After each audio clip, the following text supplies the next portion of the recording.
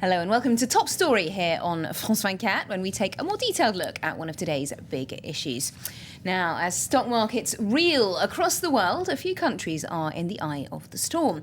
Here in Europe, Italy has been singled out as a key protagonist. Aside from being the largest economy on Europe's southern flank, it also has one of the largest debt piles. Adding to the woes is the country's embattled Prime Minister, Silvio Berlusconi. He sees himself as a great businessman, but critics say he's actually a great bungler.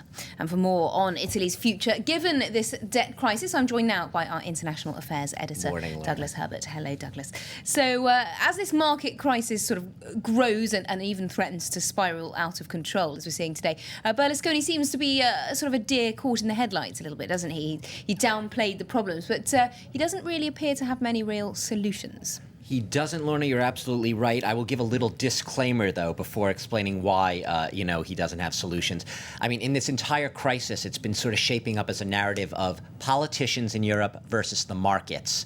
Who has the power to do what? And so far, the markets and investors it's sort of 1-0 to politicians. Markets are proving just how powerful they are, and their word is now sort of like a diktat. You ignore the markets and the investors at your own peril. No politician is strong enough to sort of face down these markets. Berlusconi came late to this crisis in the sense that he really only addressed both houses of parliament on Italy's debt crisis this week. A lot of people said that he sort of almost looked a little bit bothered, like he had been, sort of roused from his summer slumber and, this debt crisis thing. Don't people understand that we're doing just fine? He was ticked off. His solutions, or what he saw as solutions, weren't really interpreted by investors as being such. What he was essentially saying, his message was, guys, don't panic. All you have to do is look at our economy, look at what he called the fundamentals of our economy. We don't have Spain's property bubble. We have basically good banks. Our banks didn't crash in the same way as a lot of the other European banks did. We have a public deficit that's pretty low, under control, around 4%, way below what the US and UK is, 10, 11% around there. He said, we're just fine. Don't panic. If everyone could just sit tight, I will get us through this. Now, obviously, there was a lot of detail in there. I could go into the chapter and verse, but that was his essential message. And the plan, his actual austerity plan, which he reminded investors about in Parliament about, which he passed last month in mid-July, it's 48 billion euros in savings. The problem is markets look at that and say, great, you're going to save 48 billion euros. The problem is the great chunk of those savings won't kick in until 2013, 2014, after the Berlusconi government has expired, is over. So they basically say it's a lot too little, too late. They don't like what they see. They don't see Italy actually taking steps to tackle its debt problem. And when I say they, once again, I'm talking about those dictators, the markets, investors. Indeed. Now, Doug, you've been perhaps touched on this already. It seems that this crisis is obviously very much an economic one, about markets and investors on the verge of a nervous breakdown almost. But in Italy, it's also very political, isn't it? Very political. And it's important in this whole thing to separate the politics from the economics, in the sense that Berlusconi's political problems are adding to, compounding the economic gravity of the crisis.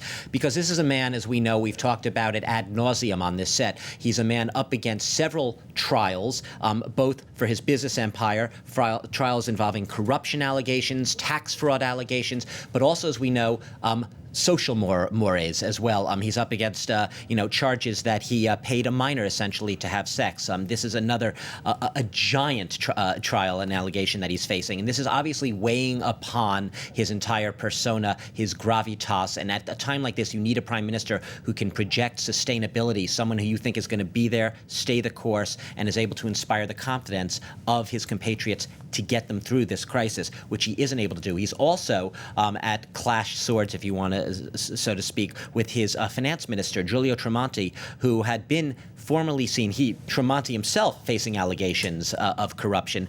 But these two are very much at loggerheads, and this is not a time where you want your prime minister and the man who was once seen as being your financial anchor, your finance minister, as being clashing with the prime minister. They don't see eye to eye. This is also weighing on investors' confidence in the Italian economy. They see a political system right now that is working at cross purposes with itself, and a prime minister who's weighed down by a lot of legal hassles. So just how dire is Italy's economic situation? Is Berlusconi right? Is it all a fuss about nothing? Well, it's funny. Look, if you want to take Berlusconi at his word and say, don't panic, our fundamentals are sound, he sort of has a point, okay? The debt pile is 120%, but as I said, that the deficit in Italy is actually very low. They don't have that property bubble.